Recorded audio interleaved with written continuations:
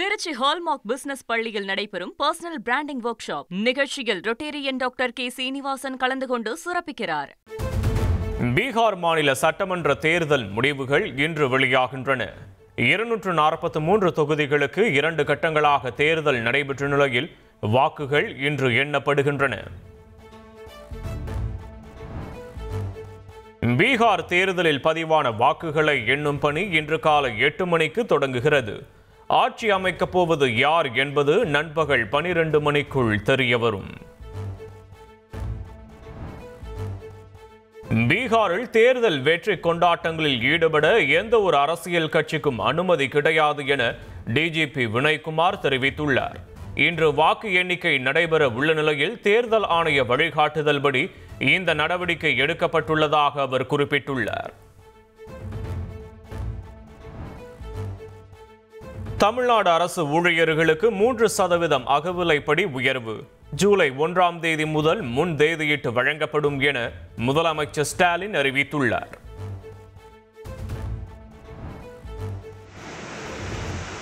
வங்கக்கடலில் வரும் 21ஆம் தேதி புதிய காற்றழுத்த தாழ்வு பகுதி உருவாகிறது. 23ஆம் தேதி காற்றழுத்த தாழ்வு மண்டலமாக மாற வாய்ப்புள்ளதாகவும் தெரிவிக்கப்பட்டுள்ளது.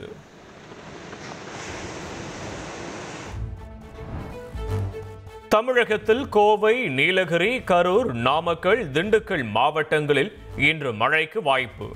தருமபுரி, அரியலூர், புதுக்கோட்டை, ராமநாதபுரம் மற்றும் சிவகங்கை மாவட்டங்களிலும் லேசான மழை பெய்யும். நெல்லை, தென்காசி, தூத்துக்குடி, கன்னியாகுமரி மாவட்டங்களிலும் மழைக்கு வாய்ப்பிருப்பதாக வானிலை ஆய்வு மையம் அறிவிப்பு. தஞ்சை, திருவாரூர், நாகை, மயிலாடுதுறை மாவட்டங்களில் நாளை கனமழைக்கு வாய்ப்பு. சென்னை வானிலை ஆய்வு மையம் எச்சரிக்கை விடுத்துள்ளது. மேகதாது அணை கட்ட திட்ட அறிக்கை தயாரிப்பதற்கு கர்நாடகாவிற்கு உச்சநீதிமன்றம் அனுமதி அளித்துள்ளது. திட்ட அறிக்கையை காவிரி மேலாண்மை ஆணையம் பரிசீலிக்க வேண்டும் என்றும் உத்தரவிட்டுள்ளது. மேகதாது அணை விவகாரத்தில் தமிழக அரசு ஒத்துழைக்க வேண்டும் என கர்நாடக துணை முதலமைச்சர் டி.கே. சிவகுமார் வலியுறுத்தினார். காவிரியில் தங்களுக்கு உரிமை இருப்பதால் நீதி நிலைநாட்டப்பட்டது என அவர் கூறியுள்ளார். மேகதாதுவில் அணை கட்ட உச்சநீதிமன்றம் அனுமதி அளித்துள்ளதாக வெளிவரும் தகவல்களில் எள்ளளவும் உண்மை இல்லை என நீர்வளத்துறை அமைச்சர் துரைமுருகன் தெரிவித்துள்ளார். காவிரி டெல்டா பாசன விவசாயிகளின் உரிமைகளை ஒருபோதும் விட்டுக் கொடுக்க மாட்டோம் எனவும் அவர் உறுதியளித்துள்ளார்.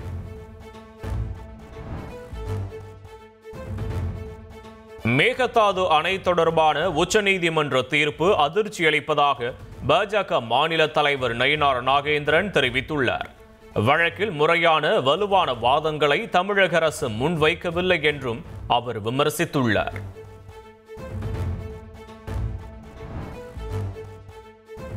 மேகதாது அணை விவகாரத்தில் தமிழகத்தின் உரிமையை காப்பதில் திமுக அரசு படுதோல்வி அடைந்துள்ளதாக அன்புமணி ராமதாஸ் விமர்சித்துள்ளார்.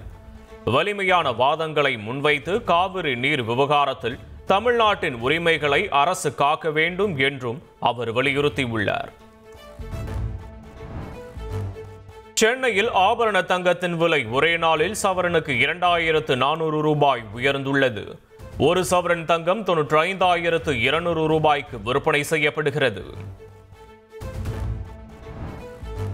தமிழகத்தில் வாக்காளர் பட்டியல் சிறப்பு தீவிர திருத்த பணிக்காக 5,21,00,000 படிவங்கள் கொடுக்கப்பட்டுள்ளதாக தேர்தல் ஆணையம் தெரிவித்துள்ளது. அதாவது 81% SIR கணக்கீட்டு படிவங்கள் கொடுக்கப்பட்டுள்ளது. ஆணவ கொலைகளை தடுப்பதற்கான பரிந்துரைகளை வழங்க ஓய்வு பெற்ற நீதிபதி KN பாஷா தலைமையில் ஆணையம் அமைப்பு. ஓய்வு பெற்ற IAS அதிகாரிகள் 2 பேர் உறுப்பினர்களாக நியமிக்கப்பட்டுள்ளனர். டெல்லி குண்டுவெடிப்பு சம்பவத்தில் உயிரிழந்த 13 பேரில் 8 பேரின் உடல்கள் அடையாளம் காணப்பட்டது. 5 பேரின் உடல்கள் சிதறியதால் அடையாளம் காண்பதில் சிரமம் ஏற்பட்டுள்ளது.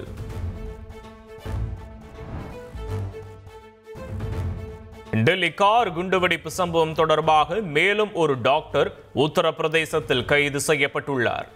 ஹாப்பூரில் உள்ள மருத்துவக் கல்லூரியில் துணை பேராசிரியராக பணியாற்றி வந்த ஃபாரூக் என்பவரை கைது செய்து விசாரணை நடத்தி வருகின்றனர். டெல்லி குண்டுவெடிப்பு சம்பவத்துடன் தொடர்புடைய இரண்டாவது காரை ஃபரிதாபாத்திலிருந்து போலீசார் எடுத்துச் சென்றனர். டெல்லி, ஹரியானா, காஷ்மீர் போலீசார் 24 மணி நேரம் நடத்திய தீவிர சோதனைக்கு பிறகு கார் பறிமுதல் செய்யப்பட்டுள்ளது.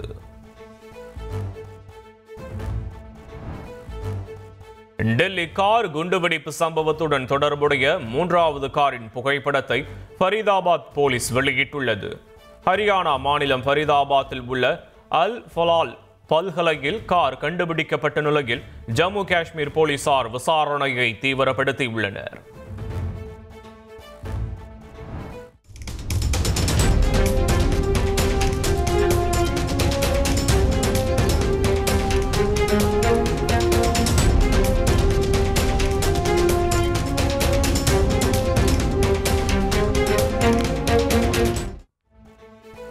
டெல்லி கார் குண்டுவெடிப்பு சம்பவத்தில் தொடர்புடைய உமர் பதர்பூர் சுங்கச்சாவடி வழியாக காரில் டெல்லிக்குள் நுழைந்த சிசிடிவி காட்சி வெளியானது.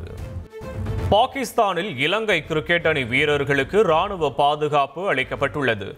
இஸ்லாமாபாத் குண்டுவெடிப்பை அடுத்து வீரர்களுக்கு அந்நாட்டு அரசு கூடுதல் பாதுகாப்பை கொடுத்துள்ளது. அமெரிக்க வரலாற்றில் நீண்ட நாள் நீடித்த அரசு முடக்கம் 43 நாட்களுக்கு பிறகு முடிவுக்கு வந்துள்ளது. மசோதாவில் அதிபர் ட்ரம்ப் கையெழுத்திட்டதை தொடர்ந்து அரசு ஊழியர்கள் மீண்டும் பணிக்கு திரும்பியுள்ளனர். தமிழக சட்டப்பேரவையில் நிறைவேற்றப்பட்ட 3 சட்ட மசோதாக்களுக்கு ஆளுநர் ஆர்.என். ரவி ஒப்புதல் அளித்துள்ளார். உள்ளாட்சி அமைப்பு அதிகாரிகளின் பதவி காலத்தை நீட்டிக்கும் சட்ட மசோதா உள்ளிட்டவற்றுக்கு ஒப்புதல் அளிக்கப்பட்டுள்ளது. சென்னை கோட்டம் பகுதிக்கு உட்பட்ட ரயில் நிலையங்களில் இந்த ஆண்டு 529 குழந்தைகள் மீட்கப்பட்டுள்ளதாக ரயில்வே பாதுகாப்பு படையினர் தெரிவித்துள்ளனர். குழந்தைகள் கடத்தல் வழக்கில் பீகார், உத்தரப்பிரதேசம், மத்திய பிரதேசம் மாநிலங்களைச் சேர்ந்த 6 பேர் கைது செய்யப்பட்டுள்ளதாகவும் குறிப்பிட்டுள்ளனர். கோயில்களில் பக்தர்கள் எளிதாக தரிசனம் செய்யும் வகையில் கூட்ட மேலாண்மை ஏற்பாடுகளை செய்து தர வேண்டும். சென்னையில் நடந்த ஆலோசனைக் கூட்டத்தில் அதிகாரிகளுக்கு இந்து சமய அறநிலையத்துறை அமைச்சர் சேகர்பாபு உத்தரவிட்டுள்ளார். தீர்வு கிடைக்கும் வரை வெளி மாநிலங்களுக்கு ஆம்னி பேருந்துகள் இயக்கப்படாது. ஆம்னி பேருந்து உரிமையாளர்கள் சங்க தலைவர் அறிவித்துள்ளார்.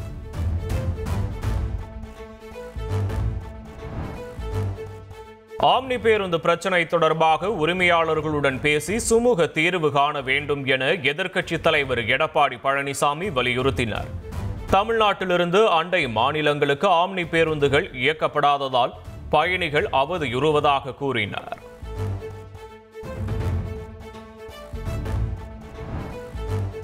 புதுக்கோட்டை மாவட்டம் நார்த்தாமலை பகுதியில் பழுது காரணமாக நெடுஞ்சாலையில் தர இறங்கிய சிறிய விமானத்தால் பரபரப்பு ஏற்பட்டது. அதிகாரிகள் நேரில் வந்து விசாரணை நடத்திய நிலையில் ரக்கைகள் தனியாகவும் இன்ஜின் தனியாகவும் பேக் செய்யப்பட்டு கண்டெய்னர் லாரி மூலமாக சேலத்திற்கு அனுப்பி வைக்கப்பட்டது. கோவை டவுன்ஹால் பகுதியில் 100 ஆண்டு பழமை வாய்ந்த மணிகூண்டுக்கு மர்ம நபர்கள் வெடிகுண்டு மிரட்டல் விடுத்ததால் பரபரப்பு. இமெயிலில் வந்த மிரட்டலை தொடர்ந்து வெடிகுண்டு தடுப்பு பிரிவினர் மற்றும் மோப்பனாய் பிரிவினர் தீவிர சோதனையில் ஈடுபட்டனர்.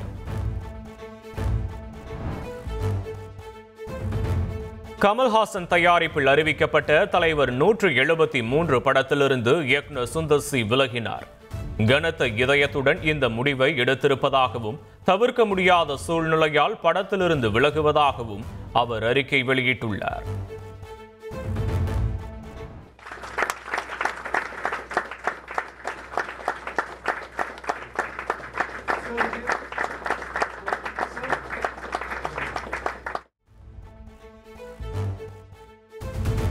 திரைத்துறையினருக்கு வழங்கப்படும் பிரான்ஸ் அரசின் உயரிய விருதான சவாலியர் விருதை கலை இயக்குனர் தோட்டாதரணி பெற்றார். சென்னை நுங்கம்பாக்கத்தில் நடைபெற்ற நிகழ்ச்சியில் பிரான்ஸ் நாட்டின் துணை தூதர் விருது வழங்கி கௌரவித்தார்.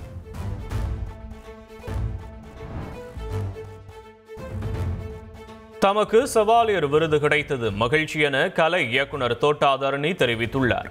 யூனியன் மற்றும் தன்னுடன் வேலை பார்த்த அனைவருக்கும் இந்த விருது சமர்ப்பிப்பதாகவும் பேட்டி.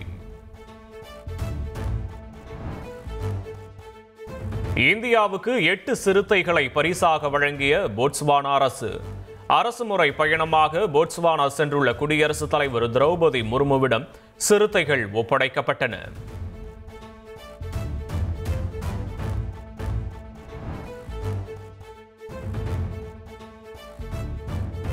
சென்னை விமான நிலையத்தில் 30 கோடி ரூபாய் மதிப்பிலான உயரக கஞ்சா பறிமுதல் செய்யப்பட்டுள்ளது. மலேசியாவிலிருந்து கஞ்சாவை கடத்தி வந்ததாக 2 பெண்கள் உட்பட 3 பேர் கைது செய்யப்பட்டுள்ளனர். கோவையில் அதிமுக பிரமுகரின் மனைவி அவரது கார் ஓட்டுநரால் கொல்லப்பட்ட சம்பவம். விவாகரத்து தர மறுத்ததால் மனைவியை ஓட்டுநரை வைத்து கொலை செய்தது போலீசார் விசாரணையில் அம்பலமான நிலையில் அதிமுக நிர்வாகி கைது.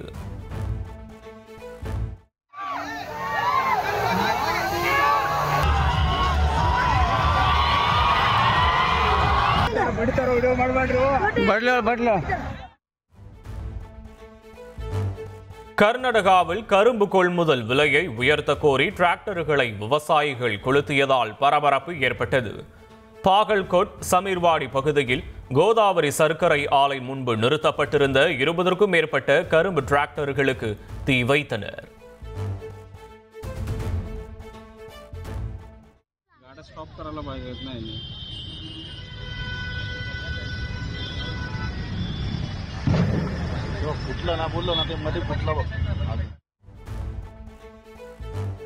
மகாராஷ்டிராவில் லாரி மீது கார் மோதிய விபத்தில் 5 பேர் பரிதாபமாக உயிரிழந்தனர்.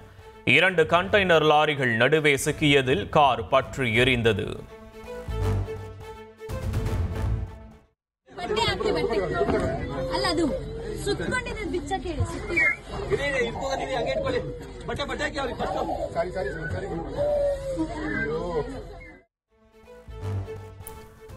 பெங்களூரு பன்னேர்கட்ட உயிரியல் பூங்காவில் சஃபாரி வாகனத்தின் மீது பாய்ந்த சிறுத்தையால் பரபரப்பு ஏற்பட்டது. இதில் பெண் சுற்றுலா பயணி ஒருவர் காயமடைந்துள்ளார்.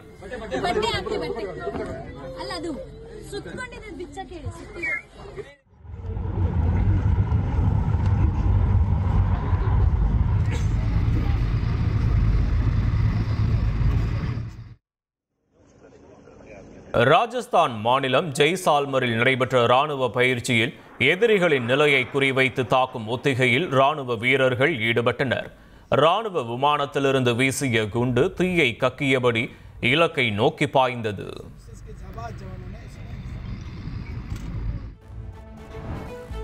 வங்கதேசத்தில் 2026 பிப்ரவரியில் நாடாளுமன்ற தேர்தல் நடைபெறுகிறது. வங்கதேச இடைக்கால அரசின் தலைமை ஆலோசகர் முகமது யூனுஸ் அறிவித்துள்ளார்.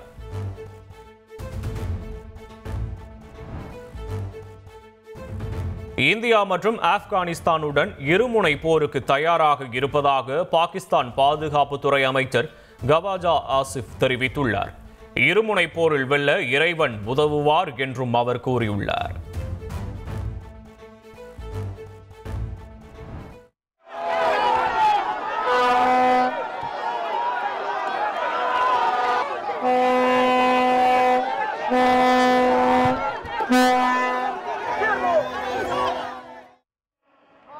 பெருநாட்டில் சம்பள உயர்வு, கல்வி நிதி அதிகரிப்பு உள்ளிட்ட கோரிக்கைகளை வலியுறுத்தி ஆசிரியர்கள் போராட்டத்தில் ஈடுபட்டனர்.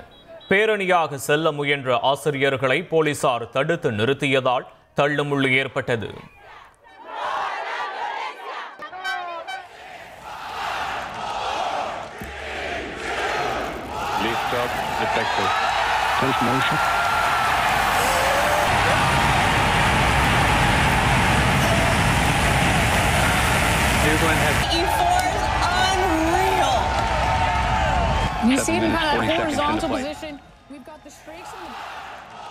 அமெரிக்காவின் புளோரிடாவிலிருந்து நியூ கிளென் ராக்கெட்டை விண்ணில் ஏவியது ப்ளூ ஆரிஜின். செவ்வாய் கிரகத்திற்கான பயணத்தில் 2 விண்கலன்களை சுமந்து சென்றது.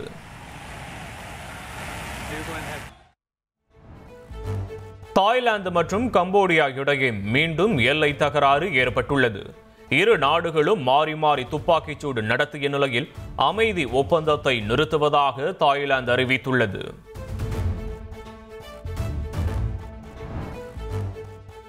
கோலிவுட்டில் இன்று 5 படங்கள் திரையரங்குகளில் வெளியாகின்றன.